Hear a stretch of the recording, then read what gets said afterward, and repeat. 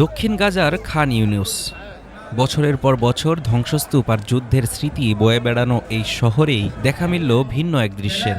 আনন্দ, উচ্ছ্বাস আর নতুন শুরুর প্রত্যাশা। সংযুক্ত আরব আমিরাতের মানবিক উদ্যোগ অপারেশন শিভালরাস নাইট 3 এর অংশ হিসেবে 54 দম্পতিকে নিয়ে অনুষ্ঠিত হল এক গণবিবাহ। অনুষ্ঠান জুড়ে ছিল উদযাপন। ইউএই এবং ফিলিস্তিনের পতাকা উড়ছে, হাতে হাতে ইউএই প্রেসিডেন্ট শেখ মোহাম্মদ বিন জায়েদের ছবি। অপারেশন শিভালরাস নাইটের প্রধান বলেন, ইউএইর 54তম ইউনিয়ন ডে উপলক্ষে এই আয়োজন করা হয়েছে।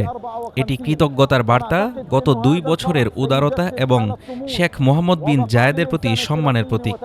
ধ্বংসস্তূপের মাঝেও আজ আমরা বিশ্বকে আশা দেখিয়েছি। গাজার কঠিন বাস্তবতায় অনেকের কাছেই বিবাহ ছিল দূরের স্বপ্ন, তবু উমর শার্সের মতো যুবকদের সেই স্বপ্ন পূরণ করেছে এই গণবিবাহ। এই গণবিয়েতে অংশগ্রহণ করে উমর শার্স বলেন, যুদ্ধের পর আমি ভাবতেই পারিনি বিয়ে করব, কিন্তু তারা আমার জন্য এটি সম্ভব করেছে। আল্লাহর শুকরিয়া আর ধন্যবাদ অপারেশন শিভালরাস নাইটকে। গণবিবাহে অংশগ্রহণ করা কনে আসমা কাপসা বলেন, এটা একটা অসাধারণ উদ্যোগ। এমন সময়ে আমাদের পাশে থাকার জন্য ইউএইকে ধন্যবাদ।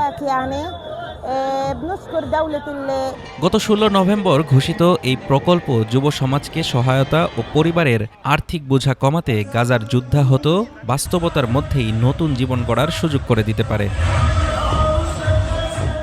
1971 সালের 2 ডিসেম্বর প্রতিষ্ঠা পাওয়া ইউএইর 54তম ইউনিয়ন ডেতে গাজার মানুষ পেল মানবিকতার এমন এক ছোঁয়া, যা ক্ষত বিক্ষত জীবনে ফিরিয়ে আনছে নতুন আশার আলো। Desk report, Dhaka today.